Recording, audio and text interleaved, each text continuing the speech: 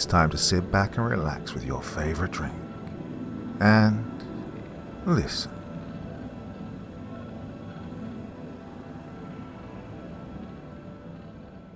The Babydoll Experiment. Margaret Kitchell walked into cell 416, her psychologist's briefcase bumping against her leg with every other step. As the hydraulic sealed doors locked behind her with a hiss, she took her bearings. The room was the size of an average house's living room, with white paint peeling off the grey walls. It smelled of sweat and metal. There was very little in the way of furniture: a simple cot in the far corner, a crude toilet in the other one, and in the center of the room, a solid steel table. The occupant of the room was seated at the table. He was a big man in his late 20s, with short, regulation-length hair and a bit more than a 5 o'clock shadow. He was staring at a small dent in the table with a smile on his face. Margaret had been doing this job for 6 years now, but seeing the faces of her typical patients always did a combination of tugging at her heartstrings and making her stomach drop. When people's minds were as far gone as to necessitate her line of work, they were beyond unpredictable. This notion was manifest to her in the instant that her hand touched the chair opposite the man. He began thrashing, pulling at the restraints binding his hands and feet to the table. Margaret paused for only a moment, then continued to pull out the chair and sit down. She ignored his guttural protests and pulled out her briefcase, setting it on the table so that when it was opened, the top would mask his view of the contents. She pulled out a folder and selected the top piece of paper. It contained the information on the man in front of her. Stapled to the top was a wallet-sized photo of him. He wasn't smiling in the mugshot, but his eyes bore an unsettling twinkle that gave Margaret a moment's hesitation. In a calm voice that was her standard upon meeting new patients, Margaret finally addressed him. "Your name's Mark Owens, is that correct?" Upon hearing his name, the man ceased his pulling and tugging and stared Margaret in the eyes. There was no response besides that, and from what she'd read, she wasn't surprised about his reaction. "Do you know where you are, Mark?" she asked him. He chuckled before responding. "Sure I do. They locked me up. I'm in the loony bin. I'm in the loony bin. They locked me up. I'm in the loony. Oh boy. One phrase and Margaret could tell how far gone this man's brain was. She felt a sudden stab of sympathy. She silently berated herself for it. She knew that she shouldn't feel any empathy for him after what he did. But yet she'd been told many times that her natural capacity to care about another person was one of her biggest strengths.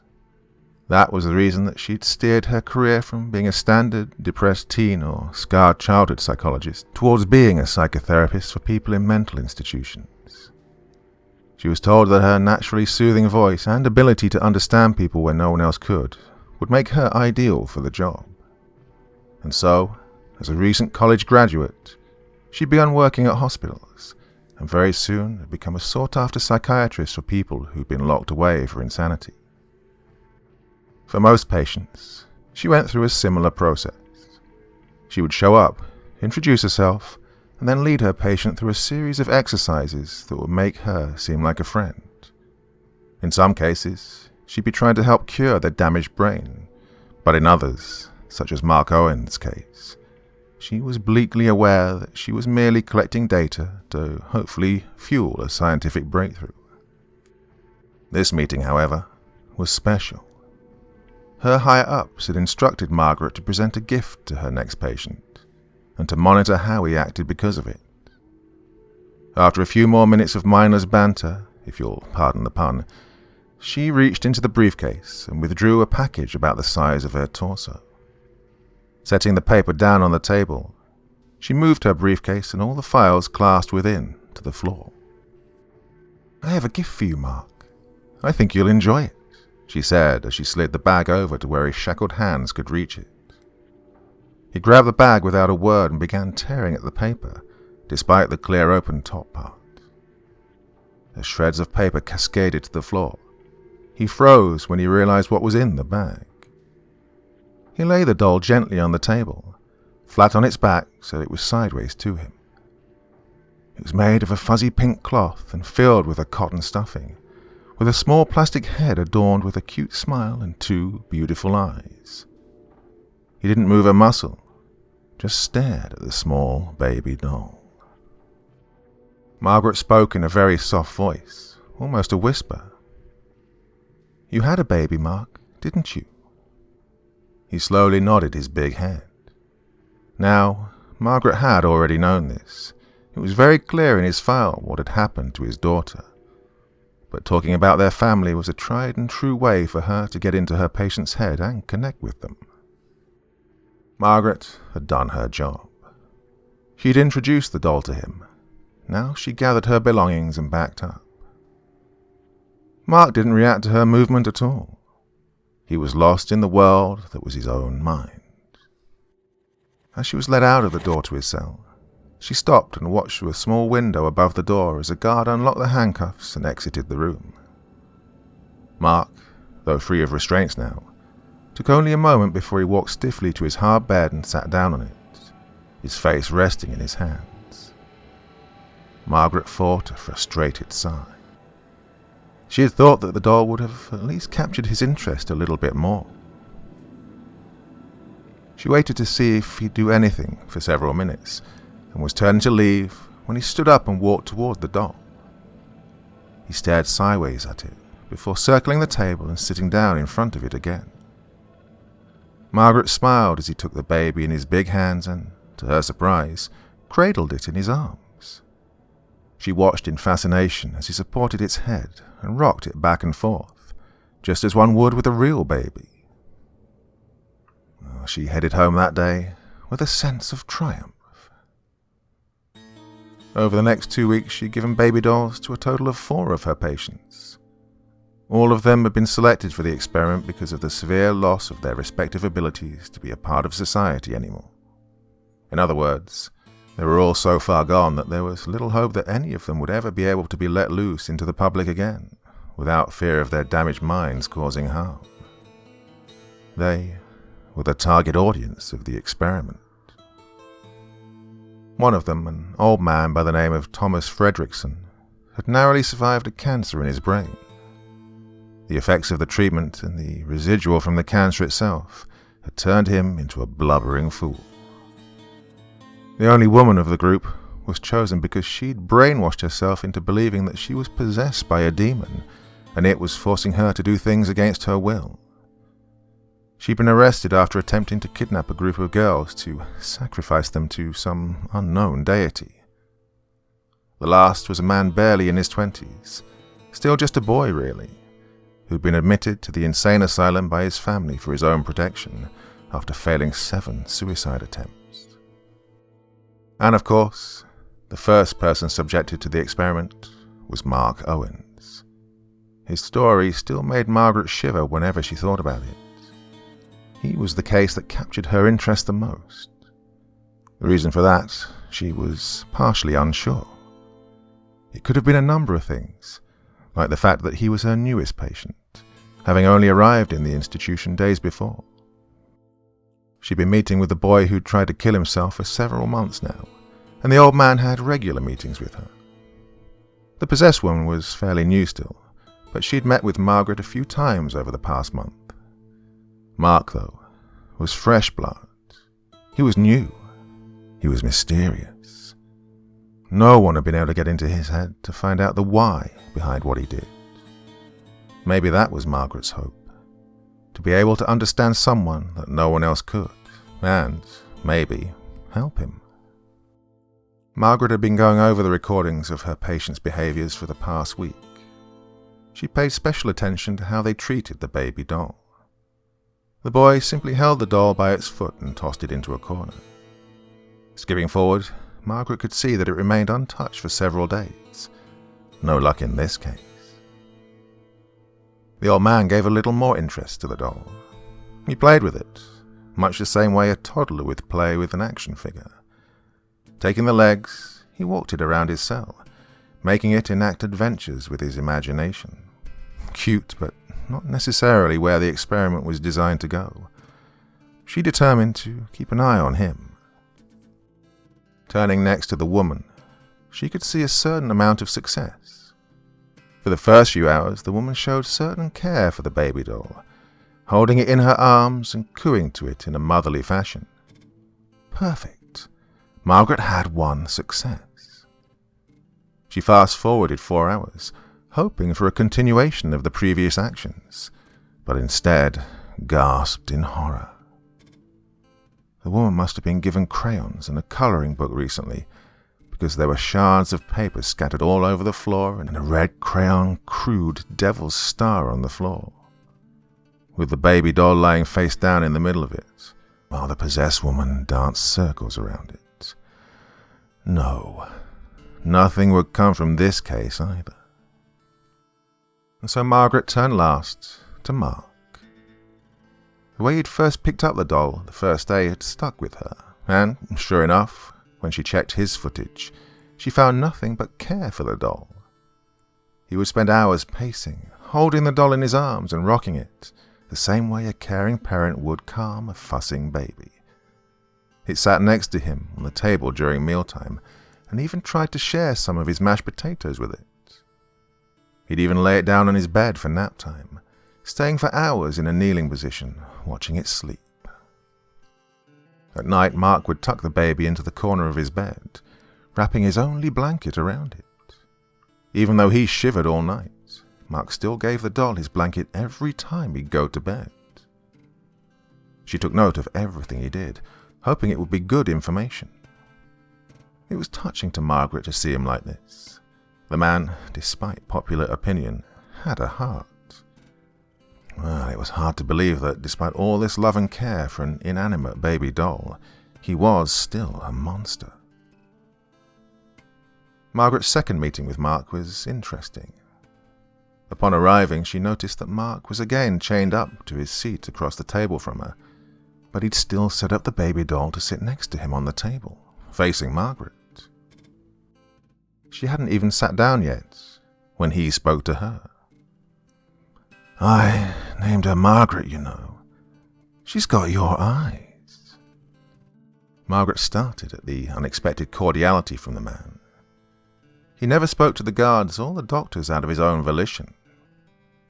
She was told that the few nonsensical phrases she'd got out of him on her last visit was in rare form for him. She looked at the doll. Blue eyes, just like her. She had to wonder if naming it after her meant anything deeper than the obvious, but seeing as his mind was in the gutter, she figured it didn't. "It's a pretty name, Mark," she responded with a conflicted smile. A strange shiver rolled up her spine. Had she told him her name the last time they met? She didn't think so. Maybe one of the nurses had told him. Shaking the feeling off, she went through her normal routine, talking about how the doll made him feel, and questioning him on why he took such good care of it. She wasn't able to get a solid answer for either, but she considered the meeting a success, because he seemed at ease with her, and that was a good start. A week later, she met with him again. This time when she sat down, she looked up to see the big man with tears streaming down his face. "Mark?" she inquired. He said nothing, but glanced at the baby doll. "I hurt her," he sobbed. Margaret looked the doll over. There wasn't a mark on it. Mark repeated himself. "I hurt her. I hurt them both." Hurt them both? What did he mean? There was only one doll. Oh, Margaret kicked herself. Of course, he's remembering. She struggled for a moment on how to respond. Yes, you did. Does the baby help ease the pain?" She figured that he was hurting. The way he was openly sobbing in front of her made the pictures she'd seen. his wife and daughter. Even though his mind was gone, she knew that he had some emotions left for them. He cut himself off. Margaret figured that this was her chance to probe into his brain a little bit. "Do you know what you did, Mark?" He nodded, and his sobbing increased tenfold. Margaret pushed one more time, hoping that the name of his wife would stir his conscience. "Do you know what you did to Katrina?" All at once, his loud cries and wrenching sobs stopped. Tears still streamed down his eyes, but he made no other indication of emotion. In a calm voice he replied, Yes, they didn't listen to me. I don't like to be ignored. They say I'm a bad person. They're gone. They ignored me." This response shocked Margaret. The way that his mind had deciphered his situation as them ignoring him. They were dead. They couldn't have responded. They were dead. Swallowing her sudden onslaught of nervous tension, she gestured over to the baby doll. "I've seen how good care you take of her, though. Does she remind you of Cassandra?" His big brown eyes narrowed as he looked sideways at the doll. His tears had stopped, and he seemed unsure for a moment. Then suddenly, with a fit of violence, he grabbed for the doll, knocking it across the room. Shouting and cursing, he screamed after it. "Why did you leave me? Don't you love me?" Margaret yelped and barely suppressed an urge to sprint out of the room. Images flashed through her head, pictures from the case file. A shot matched the scene in front of her chillingly well. An infant girl, Mark's daughter, crumpled in the corner, her skull smashed and blood all over the wall. Images of his wife's body, bruised and broken. The man in front of her had finally shown her his monster side, after almost 2 weeks of convincing her through his actions that he was a new person. Now Margaret could see the reason for the high-security cell in the lowest basement floor of the complex. The handcuffs and all of the extra security measures not usually needed for the other people at this mental hospital. Mark was a huge, strong man. In his fits of rage, he thrashed against his restraints, slamming his hands on the table. Blood trickled down his arms as the metal around his wrists began to dig into his skin.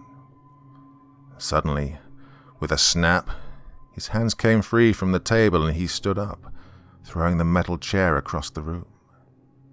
Soon the room, which had been pristine due to the relative lack of really anything to make a mess with, had been overturned. The mattress had been haphazardly thrown against the opposite wall, and the table with its few adornments had been knocked to the floor.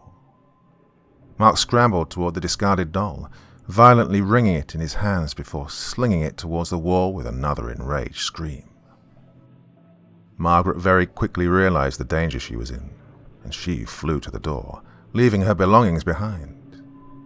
Banging her hands on the glass, she screamed at the guards to let her out. The doors hissed, and as they squealed open, she felt Mark's eyes on her. "It's all your fault," he roared. "You brought me the doll. You brought me the memories. You brought it all back." Margaret turned to see Mark storming towards her. He'd picked up the baby doll, whose plastic head was cracked from the trauma of Mark's sudden outburst. As Margaret slipped out of the door and it started to close, he continued screaming at her, crude and profane things that she cringed away from. Several crashes ensued from behind her, and Margaret turned in time to see Mark using a leg of the table to wedge inside the door before it could close. He had moved so fast. The hinges groaned as he pushed back on them with enormous force, leveraged with the strong metal of the table. Margaret could see his face through the window on the door, could see the madness in his eyes as his teeth gritted with exertion. The 2 guards on the floor rushed towards the door to stop him, but arrived too late. With the sound of snapping metal, the hydraulic seal cracked, sending steam from the pressurized hinges into the air. Mark emerged from within, looking like the hulking beast that he was, and glared at Margaret. In her fearful state, she swore to herself that his eyes had turned red. With a single backhand swing, he laid out the first guard to reach him, rendering him unconscious. The other one yelled to Margaret, "Get to the elevator," before unleashing his taser on the insane man. Mark crumpled to one knee, but, astonishingly, yanked out the electrifying conductors that had been embedded in his chest. Margaret repeatedly slammed her palm on the up button, praying the elevator would come fast. Looking over her shoulder, she saw that Mark had picked up the remaining guard by his collar and began to slam him over and over into the wall. Past the point where Margaret knew the man was dead, his body was still violently being smashed into the unyielding structure. Another detail about Mark's arrest came unbidden to her mind. His wife's body, found with nearly every inch covered in bruises, not a single bone in her body remaining intact. This was Mark's way, his calling card. He didn't stop his abuse when his victim was dead. He continued to ravish the body until not much more than a bloody pulp remained. The elevator opened with an ironically happy-sounding ding. Margaret was inside before the doors were even halfway open, already frantically pressing the main floor button. Mark finished with the dead guard and turned his fiery glare on Margaret. He ran towards the elevator as the doors started to come together. They shut seconds before she heard his body slam against the metal. As she ascended in the shaft, she could hear his screams of anger echoing throughout the building.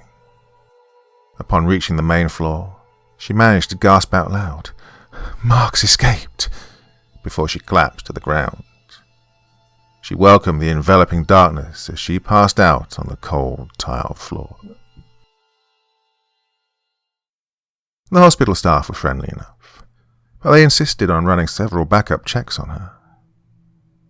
Despite her protests of, "I'm fine," someone had taken her upstairs to a different wing of the hospital after she'd fainted, and she remained unconscious for almost an hour before coming to. But other than a bruise on her jaw from hitting the ground, she was absolutely fine. They let her go after another hour's surveillance, with warnings to contact her doctor if she felt dizzy or had trouble focusing in the next few days. She walked the quarter-mile home. Her apartment complex was just opposite the street from the hospital. It made commuting easy, and climbed the 3 staircases of her apartment building to get to her room. As she walked down the long hallway, she was joined by her neighbor, Ben, who began to talk in hyperspeed about the latest football game. She liked the guy and usually liked his attention, but she brushed him off as she reached her door. She couldn't deal with his energy right now. She felt drained. Once inside her room, she kicked off her shoes and slouched on the couch. Turning on the television, she muted the sound and tried to clear the thoughts bouncing around in her head like a jackhammer. The thing at the front of her consciousness was Mark. His story. She couldn't think of anything but him. The file said that his parents and little brother were killed in a car accident 2 days before the incident, which police think to be a big cause as to why he snapped. His wife had just had a baby 2 months prior, and his friend said that the little girl had changed Mark. He stopped his old alcoholism habits and was generally considered to be a better man after she was born. While there was no confirmation of it, the police did suspect that Mark was abusive even before the incident. But the day of, Margaret had never heard of anything so brutal. Due to an unknown argument, Mark had lost his temper and threw his daughter into the wall, much as Margaret herself had seen him throw the baby doll. Being just a fragile newborn, she died instantly. Well, his wife began screaming at him, and the forensics say that he hit her over the head with a vase on the table, knocking her unconscious. Realizing what had transpired, he collected his baby in his hands and tried to make her wake up. The police believe that this is when the last strands of his humanity snapped. This was when he completely lost his mind. He put on his wife, and when she came to, he began to beat her mercilessly. He threw her body down the stairs and even used some furniture to further brutalize her. It was unclear when she'd actually died and how much she had to suffer, but the report showed that almost every bone in her body had been fractured in one way or another.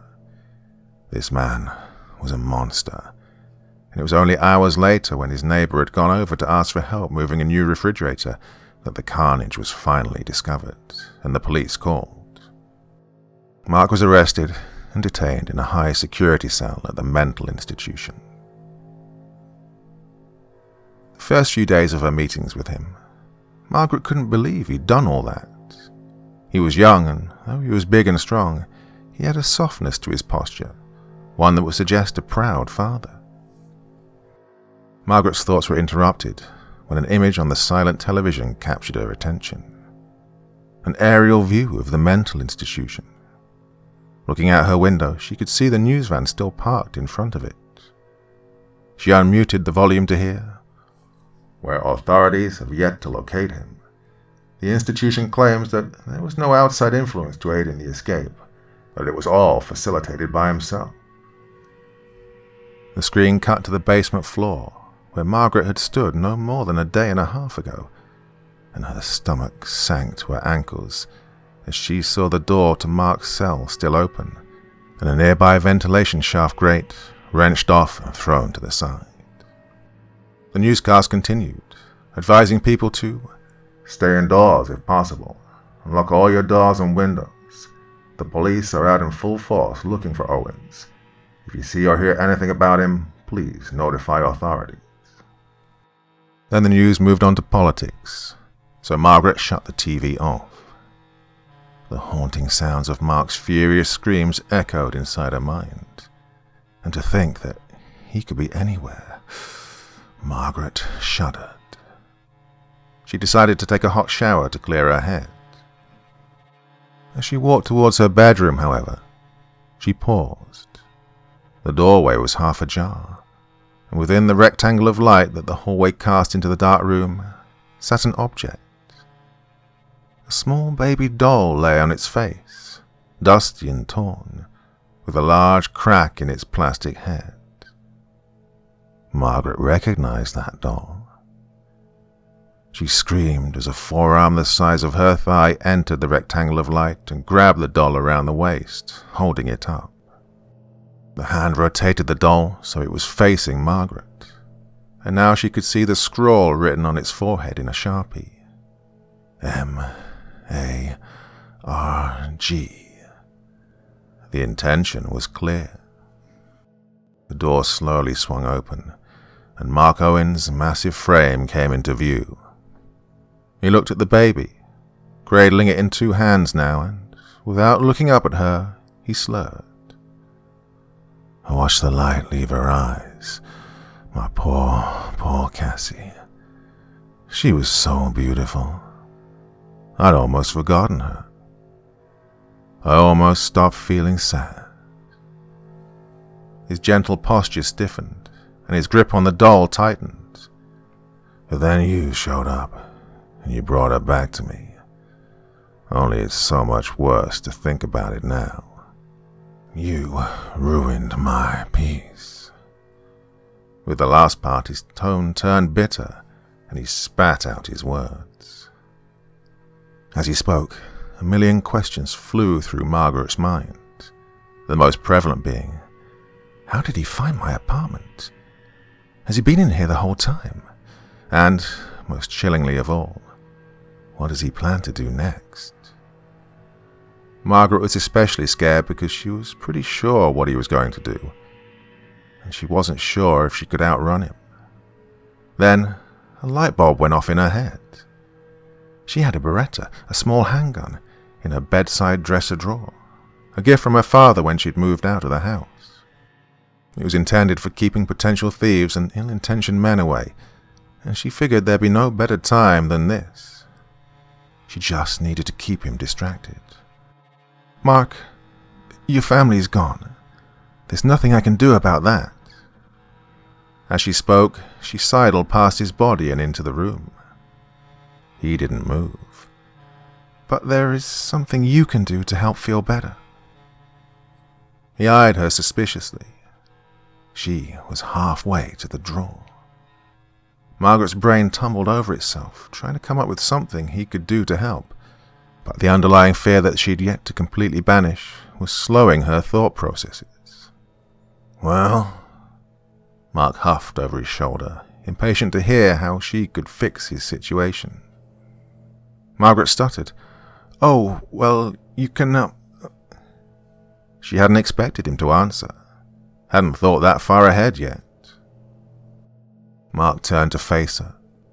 He hunched his shoulders over threateningly and growled, "There's nothing, is there? You think I'm a monster just like everyone else does. But I'm not. I just want my baby girl back." Was that a sob? The insane man's emotions were everywhere. Margaret had reached the drawer and tried to discreetly open it. Mark said, almost passively, "Oh, I found your gun. I took it away because I didn't think I'd need it." And with this, Margaret abandoned all pretenses and frantically threw the drawer open. Sure enough, it was devoid of her firearm. Mark stepped towards her menacingly. "You were going to shoot me?" Margaret's panicked mind realized something wrong with what Mark had said before. "I found your gun. I took it away because I didn't think I'd need it." He took the gun away because he didn't think he'd need it? This thought triggered her fight or flight reflex. She grabbed her slippers, which were tucked under the bed, and flung them into Mark's face. As he swatted at them, she took her chance to duck past him and run out of the door. He roared from within her bedroom and smashed his way past the door. Margaret screamed and tried to escape into the hall, opening the front door, getting one foot out and crying for help before she felt a huge hand clamp around her arm. She felt her shoulder pop out of place as she was flung backward and back into the room. She landed with a crash and flipped over the back of her couch. She felt a snap in both of her legs as her shins collided with the marble side table. She tried to crawl away using her one undamaged appendage as Mark stomped over to her, shoving the toppled couch to one side. He still had the baby doll in one hand, holding it by its head, the crude MARG written on its forehead. With an inhuman growl, he held the doll out to her, and then crushed its head with one hand like he was breaking an egg. Margaret shrieked and ducked as the doll was thrown at her. It shattered the fallen lamp next to her head and knocked over the small table it was resting on. Mark advanced on Margaret and grabbed her again, swinging her around. Her head connected with the wall and she went limp. She was still conscious, but found that she was unable to control her limbs. She looked desperately towards the door as the small shape of a man appeared, holding a firearm of his own. She recognized his face, twisted with worry, as her neighbor Ben. He'd probably heard the commotion coming from her room and hopefully had called the cops. She was safe. She smiled as she heard two cracks emanating from his pistol. She smiled as she heard Mark's animalistic screams of rage and pain increase and then disappear. And she smiled as she passed out for the second time that day. Margaret slept for a long time. She came to occasionally, enough to recognize the ICU room she was in, enough to catch snippets of the doctor's conversations while they thought she wouldn't be able to hear them. She won't be the same. It's a miracle she survived. Severe brain trauma. Severe brain trauma? What's that? Margaret slowly regained use of her broken arms and legs and, after a week or so, felt that it was time she left. She sat up, aware of the weight of the partial body cast around her neck and upper torso, as well as one on her arm and both her legs. But even despite this, she swung her feet off the bed, about to stand up, when a rude aide shoved her down onto her back. "What? I want to go home," she screamed. She instantly started bashing him away with her club-like arms, shrieking unintelligible curses at him. Several more people dressed in sterile white clothing swarmed into the room and held her down. Biting and clawing, she was determined to go free. But as a sharp pain pinched her side, she looked over with glassy eyes to see the syringe, now empty of its sense-dulling drug. The last thought that entered her mind as lethargy overtook her was one of bewilderment. "What's going on with me?" She then laughed maniacally because she had absolutely no clue, but oh, she was so sleepy. She later had felt some satisfaction to hear that she'd scratched one of the nurses' eyes out on their first tussle. She didn't know why, just a nice sense of justice. They gave her a nice little jacket that held her arms like a tight hug, once they were free of the cast. They also gave her a new home. It was one room and there wasn't very much pretty furniture, just a hard bed and a steel table. She met occasionally with a nice old man who talked to her about her feelings, and after a week, he gave her a present. "She's got your eyes." Margaret looked down and squealed with pure delight. Nestled neatly into the packaging was a small baby doll with two big blue eyes staring up at her. Jim Michelson shuffled his notes back into his briefcase and snapped the metal clasps shut. Before he stood up from the cold metal seat, he looked up at the person across from him. Margaret Kitchell sat in a wheelchair, her legs still covered in casts, a small baby doll sitting dutifully in her lap. A dopey grin was plastered to her face as she looked down at the doll. He'd been working with people like her for most of his 40 years in the workforce. People in mental hospitals who were hardly able to recognize the written and unwritten laws of society, and thus, by either court mandate or doctor's orders, had a very long stay planned out for them. Recently, Jim had acquired several more patients to add to his own, due to an accident that had left his town under lockdown for a few hours while it had been sorted out. He'd paled when he'd heard about it, because that morning he'd been in the very wing of the hospital that Mark Owens had escaped from. And though he'd never met her, it was still shocking to hear that he'd attacked and injured several people, including the guards outside his cell, before tracking down his psychotherapist to her house and leaving her in critical condition in the ICU. Oh, Jim shivered at that last thought. Since the incident, the prospect had danced across his mind an innumerable amount of times. Oof, could have been me. He was still looking at Margaret, but all of a sudden he had a terrible vision of himself sitting in the wheelchair while she left him alone after a session of trying to make sense of his jumbled brain. They'd worked for the same people. It was all dumb, blind luck that she'd been assigned to Mark and not he, ignorant to the fact that before the end of the month she would end up with enough head trauma to reduce her to a giggling idiot. The doctor said her body would fully heal eventually, but her mind, well, it was clear to Jim that despite her youth and despite her degrees, she would likely never again see life outside the confines of the hospital. It was unnerving to find himself assigned to her in such a short time, especially because he knew that she once sat where he currently was, doing exactly what he was doing. This prompted his eyes to stray towards the doll in her lap. Jim had never been one for dolls, thought they were creepy, but he couldn't argue that the experiment appeared to have some promise. Margaret had seemed to instantly connect to the doll when he gave it to her at the start of this meeting. She'd become so much more lucid than before, nearly able to pass for her old self. She spoke in clear, cohesive sentences, spilling her story out in a rush, like she knew that this would be the last time she told it. Something in her had sparked for a while, and her eyes had seemed to shine while she held it. It didn't last long, and in recent minutes she'd returned to blabbering nonsense, and her blue eyes had gone dull again. Well, he didn't know if the doll had caused her to do that, or if it was simply correlation, but he at least had some results from the experiment to give his superiors. And the story he'd been told from this poor, crazy woman stuck with him more than any other he'd heard in his long-winded career. He'd hung on to every word, scribbled down each detail, and placed it safely in his case. Shaking clear from his thoughts, he pushed himself up from the table, thanked his patient, and began to exit the room. While he did so, he stole one more glance at its occupant.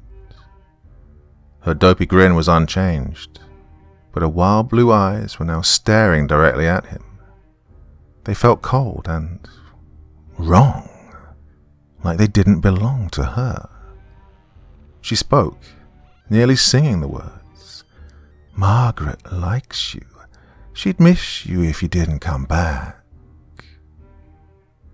Jim shivered as he opened the door, and left the eruption of giggles to echo around the room behind him.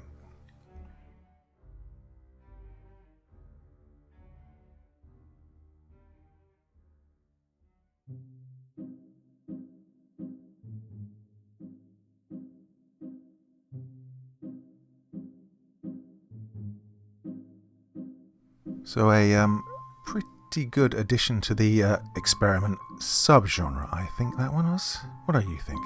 What am I talking about? I don't know. Now, if you got experiment in the title, it's always a winner as far as I'm concerned, and that one did it pretty damn well. What was going on? What happened with those blue eyes, eh? Well, you tell me. Thoughts, feelings, anything else in the comment section below the video, and as ever, I will do my best to reply as best I can. Well, that is it for me for this evening, but I'll be back again with you very soon. Till the next time, sweet dreams and bye-bye.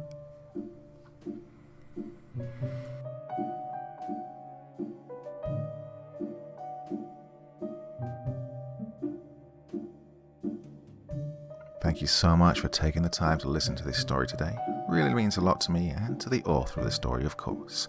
Well, if you want to know more about me, I'm pretty much everywhere on social media. You can find me on Facebook, Twitter, Instagram. You can download my music on SoundCloud. I've got a Patreon if you feel like. Throw me $1 or $2. Very much appreciated. And of course, on Reddit, I have a place where you can leave stories if you want me to read one that you've written. Well, hoping to see you all again very soon. Till then, sweet dreams, and bye-bye.